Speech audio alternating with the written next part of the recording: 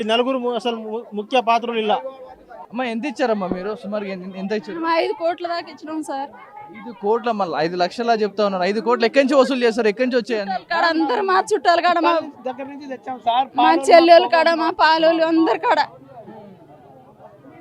అందరి కాడ తీసుకొచ్చి ఇచ్చినాం. సుమారుగా 5 కోట్లు అంటా ఉన్నారు. ఏమేమి తాకట్టు పెడితే వచ్చాయి? ఎంత ఎవరిని నమ్మి ఇచ్చారు? ఎంతగానో అంత బంగారం అమ్మి కూడా ఇచ్చారు. ఈ రాములు అనే తమ్ముడు మా మరిదే మా చిన్నమామ కొడుకే రాములు. ఆ రాములు మా ఇంట్లో కూర్చొని మా ఇంటికాడనే అన్నం తిని మమ్మల్ని మోసం చేసి ఇంకా లేదు మా కంపెనీలో పెడుతున్నాం, అయ్యో రాములు కట్టించిన ఇల్లే ఇది, నేను అంత పెద్ద ఇల్లు కట్టిస్తున్నా, మా కంపెనీ ఉంది అని పెద్ద కారు తీసుకొని అన్ని మెడ నిండా బంగారం, వాళ్ళు మొత్తం బంగారం పెట్టుకొని ఇంకా మా ఇంట్లో కూర్చొని నమ్మించిండు. మాకి నమ్మిస్తే ఇంకా నీకు కూడా ఆడపిల్ల ఉంది కదా పెళ్లి చేసేది, ఇంకా మేము కూడా మీకు హెల్ప్ చేస్తాం, ఇంకా మాకు కూడా సాయం చేయండి, పైసలు తీసుకురాండి అంటే ఇంకా మేము చుట్టాల కాడ నుంచి తీసుకొచ్చినాం. మా ఎక్కడ ఉందో మా బంధుత్వం ఏడ ఉందో అందరి కాడ తీసుకొచ్చినాం. ఇంకా మా ఇల్లు లోను మేము ఎప్పుడో తీసుకున్నాం, మా ప్లాట్ మీద లోను, ఇంకా అందరి మా ప్రశ్నలు లోను, 3 లోన్లు, మా తమ్ముడు మా అన్న ఇల్లు మీద లోను అన్ని తిప్పించి ఇంకా ఆయనకి ఇచ్చేసినాం.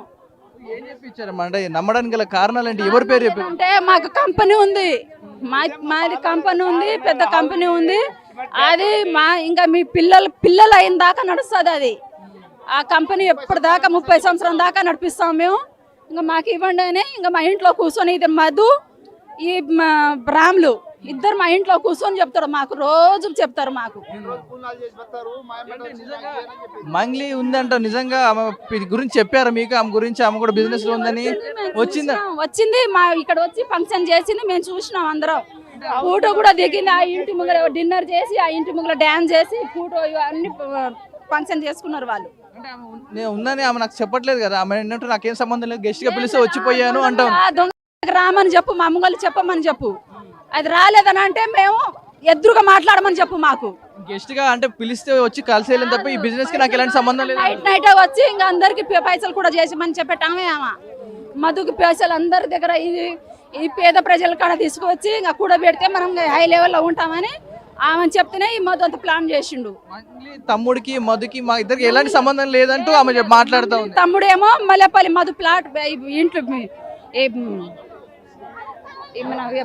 కంపెనీ కట్టిండు. ఆ కంపెనీలో మధు మంగళి వాళ్ళ తమ్ముడు వచ్చి అన్ని చేపించిండు. ఇక్కడికి మల్లెపల్లి ఆ కంపెనీ ఓపెన్ చేపించిండే మంగళి తమ్ముడు. మధుకి మంగళి తమ్ముడికి మాకు ఎలాంటి సంబంధం లేదంట. మంగళి వాళ్ళ చెల్లెలకి మధుకి ఇవ్వాలి అని ఇంకా వాళ్ళు మమ్మల్ని మోసం చేసిర్రు.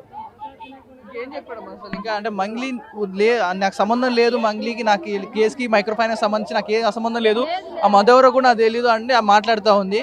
గెస్ట్ గా పిలిచి వచ్చానంటు. ఏ సంబంధం ఎలా ఆధారాలు ఏమైనా ఉన్నాయి అంటే మంగ్లీ దీంట్లో ఉంది అండి అని చెప్పడానికి కారణాలు ఏమన్నా? కారణం ఏంటంటే ఇక్కడ వచ్చి ఫోటో దిగింది, వస్తుంది పోతుందా, ఇంకా అట్లా వచ్చి పోతుంటే ఇంకా ఏదైనా వాళ్ళ చెల్లెకి తీసుకుంటాడేమో, అప్పుడు ఎలక్షన్ తోటి తిరుగుతారేమో అనుకున్నాం మేము. ఇప్పుడు ఇంకో ఇట్లా పార్ట్నర్ ఉంది పైసల్లో అని ఇప్పుడు తెలిసింది మాకు. ఉంది సార్, ఆమె ఉంది. ఎప్పుడు లేనిది ఎన్ని పూజలు ఫంక్షన్ చేసినాం, పండుగలు చేసినాం, ఎప్పుడు రాంది. ఆయన ఇల్లు కూడా ఓపెన్ లేదు. ఆ ఇల్లు ఓపెన్ అవుతుందని అంటే ఇల్లు ఓపెన్కి వచ్చిందని అనుకుంటాం. ఆ ఇల్లు కూడా పూర్తిగా కాలే.